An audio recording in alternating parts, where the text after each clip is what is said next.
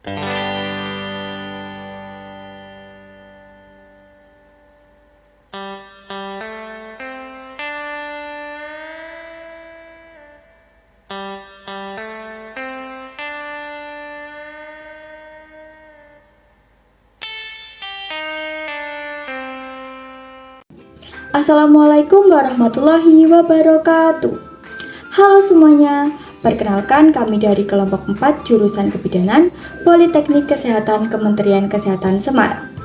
Di sini kami akan memaparkan sebuah paparan yang bertemakan pengenalan kesehatan reproduksi pada anak. Perlu teman-teman ketahui, kesehatan reproduksi adalah keadaan sehat secara fisik, mental, dan sosial secara utuh, tidak semata-mata terbebas dari penyakit atau kecacatan yang berkaitan dengan sistem, fungsi, dan proses reproduksi. Pendidikan reproduksi anak saat ini sangat penting, mengingat belum tersosialisasikannya cara perawatan kebersihan organ reproduksi, perilaku seksual pranikah, kehamilan yang berisiko, dan masalah reproduksi saat ini dan setelah dewasa. Pendidikan pengenalan kesehatan reproduksi pada anak usia dini perlu dikenalkan dengan nama sebenarnya dan harus disampaikan sejak dini nama-namanya seperti penis, vagina, dan payudara. Jadi, anak tersebut tidak merasa canggung atau tidak merasa asing mendengarnya, dengan tujuan agar bisa menjaga kesehatan reproduksi sesuai fungsinya dan bisa menjaga kebersihan seperti mandi 2 kali sehari, gosok gigi, dan BAB tidak sembarang tempat, dan juga membasuh alat vital saat kencing dan BAB. Nah, peran orang tua itu juga penting dalam pengenalan kesehatan reproduksi pada anak. Orang tua juga harus mengetahui dan merawat kesehatan anak, termasuk kesehatan reproduksi sejak dalam kandungan. Mengenalkan pendidikan kesehatan reproduksi pada anak itu sejak dini sesuai dengan umur anak, dan juga akan melindungi anak dari hal-hal yang tidak diinginkan. Banyak sekali masalah yang akan timbul akibat kurangnya menjaga kesehatan reproduksi. Masalah tersebut timbul akibat kurangnya pengetahuan seseorang tentang kesehatan reproduksi. Hal yang dapat terjadi antara lain pernikahan yang tidak diinginkan, kedua HIV, pernikahan dini, IMS, dan sebagainya. Nah, oleh karena itu, materi kesehatan reproduksi yang harus diberikan pada anak antara lain, yang pertama, konsep diri dan identitas anak.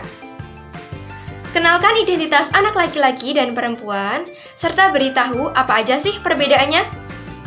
Kemudian, gunakan istilah sebenarnya pada saat menjelaskan organ reproduksi, seperti contoh penis dan vagina, serta beritahu fungsi-fungsinya. Cari kesempatan untuk mengenalkan nama-nama tersebut saat mandi dan memakai pakaian. Anak laki-laki harus bersikap seperti laki-laki dan begitu juga dengan perempuan. Libatkan peran ayah dalam pengasuhan. 2. Cara menjaga kebersihan organ reproduksi. Bagi anak perempuan, bersihkan alat kelamin luar dari depan ke belakang. Menggunakan air bersih dan keringkan dengan handuk atau tisu. Bagi anak laki-laki yaitu 1. Bila belum sunat, tarik kulit luar ujung penis dan bersihkan setelah buang air kecil. Jika sudah sunat, bersihkan setelah buang air kecil. Kemudian secara umum dapat dilakukan yaitu dengan cara yang pertama, pakai handuk yang lembut, kering, bersih, dan tidak berbau atau lembab. Yang kedua, memakai celana dalam dengan bahan yang mudah menyerap keringat. Yang ketiga, pakaian dalam diganti minimal 2 kali sehari. Yang keempat, pastikan area organ intim selalu dalam keadaan kering dan tidak lembab. Cara menghindarkan anak dari kekerasan seksual. Yang pertama, tanamkan pada anak bahwa tubuh adalah milik pribadi yang berharga.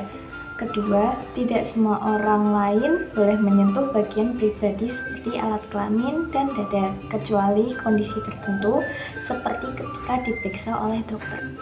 Pertama, ajari anak membedakan sentuhan baik dan sentuhan tidak baik.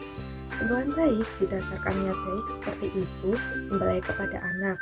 Sedangkan sentuhan tidak baik sering dihubungkan dengan niat yang menuju ke arah seksual seperti memegang dada atau alat kelamin. Ajari anak berkata tidak pada setiap ajakan mengarah kekerasan seksual.